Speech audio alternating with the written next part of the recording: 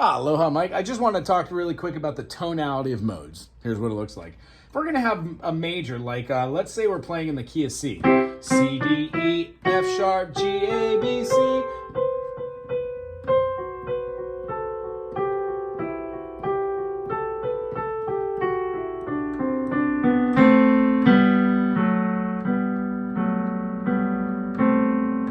When I play a C major, my fifth is G. So when I get down to a G and I play a G bass with an F sharp in the back and then move my triad over, it gives me an F sharp diminished, which would resolve to the G. But if we're not in the key of G, we're in the key of C, that would mean that the B diminished and the G major had the most tension. Well, being able to use the F sharp in correlation with the G is quite literally being able to use different chords from a different key. Now, it's a lot to explain, but what we want to do is practice these modes and methodologies so we correlate them with keys. Our C major, let's say we're playing something easy like Happy Birthday.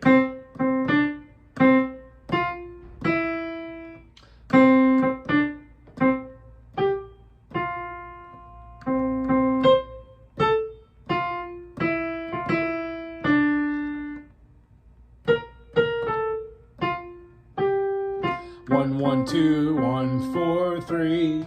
1, 1, 2, 1, 5, 4. 1, 1, 1, 6, 4, 3, 2, 7, or flat 7, 6, 4, 5, 4. Now that's in a major, key of F major. So if we had Happy Birthday to you, Happy Birthday, C major, to you, F major, Happy Birthday, and we could play B flat major, or a diminished, or a B flat major 7. Happy Birthday, F major, C, F major. If we were to change that from F major, the reason why it's not odd to have Happy Birthday to you, and we're playing the melody C, C, D, C, F, E, C, C, D, C, G, F, C, C, C, A, F, E, D, B flat. Well, B flat is in the key of F. 1, 2, 3, 4. So it's not out of key. It's in fact very much in key. If we see it through the eyes of C major, it's the flat 7th. So when you go to the C major, yeah, you can play C dominant 7.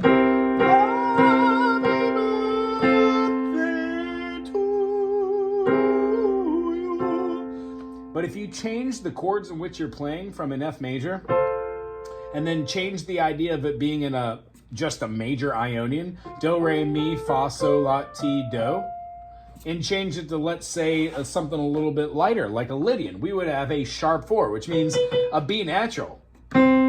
It only changes this in this regard. Happy birthday to you, happy birthday to you, happy birthday, dear. And then instead of having a B flat, you would have a B major. And that completely kind of changes the way that this feels, doesn't it? We could throw a B7 in there, or a B major 7 if we want to as well. But that would feel like this.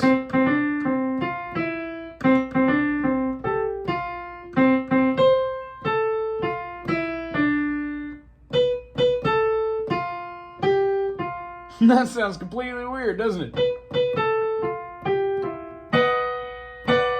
You could throw a B underneath an E major.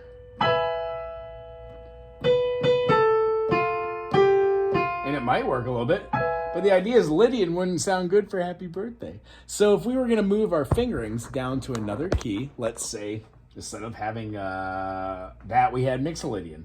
F, G, A, B flat, C, D, E flat, F. Well, what would E flat? Is there an E in the key of this? So if we had, well, it looks as if right here, if we're playing F right here, and we know that in the key of F, our E flat should be there instead of the E, the first feeling would be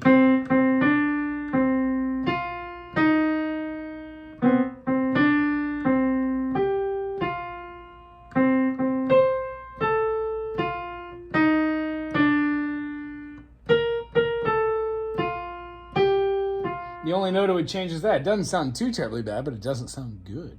When we go a little bit deeper than Mixolydian, we get Dorian with the flat 3 and the flat 7. So we would have...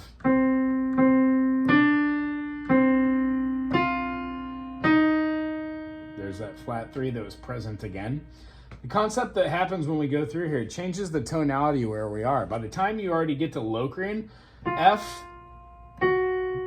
G flat, A flat, B. Oh, B flat's the natural 4. 1, 2, 3, 4. And then you've got your C. You're going to have a D flat, E flat, and then F. That feels like a very weird chord.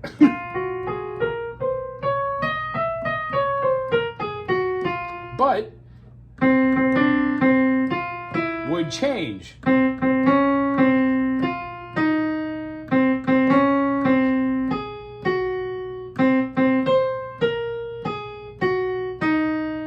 And that's so weird.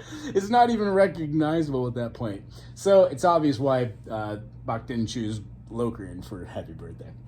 Wanted to go through there because the way we use these notes and phrasings will be what I leave you on with the piano here. But it works the same for every instrument, and the way we practice is the way we play. So if you're playing in the key of G on the Mando, and you're not playing a G7 or a major 7, and you're just playing a straight 1, 3, 5, 1 G major, yeah, 1, 2, 3, 4, 5, 6, 7, 1 Ionian. Or 1, 2, 3 sharp 4 works as well.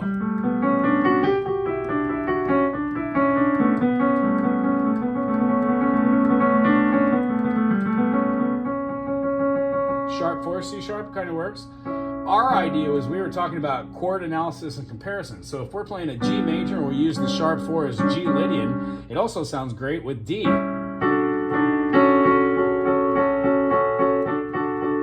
Because it turns into a C7, which is a wonderful chord.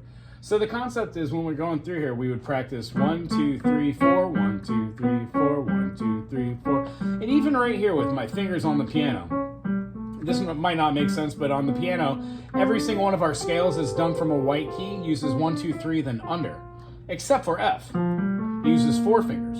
So when I play G, A, B, and then C sharp, it feels a lot like playing F major, except there's a gap right here. It would be like right here, not here. So what happens is it comes down to feeling on every instrument. So for your instrument, the only way to know the difference between a 4th finger or a 3rd finger on the 6th fret of the G string to create a E flat, or on the A string, the 2nd string, to create a what would that be? A E, D sharp, B flat, I think. The only way to create that is to know definitively what those notes are. And sometimes the best way to figure out those notes isn't really just to walk it up from the open note.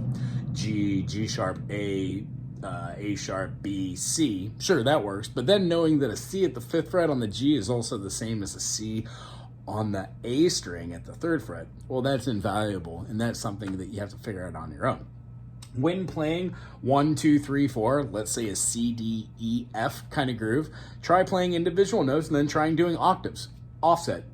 Low, high, low, high, low, high, low, high, and then together. Low and high together, low and high together, low and high together, low and high together, then high, low, high, low, high, low, high, low. You'd be using the octave and then the lower note on each one of those moving up in force. That again is another way to do things. It would sound like this. And it's something you practice so you can whip it out whenever you're playing faster. Cool. It's great seeing you. I will see you next time. Aloha.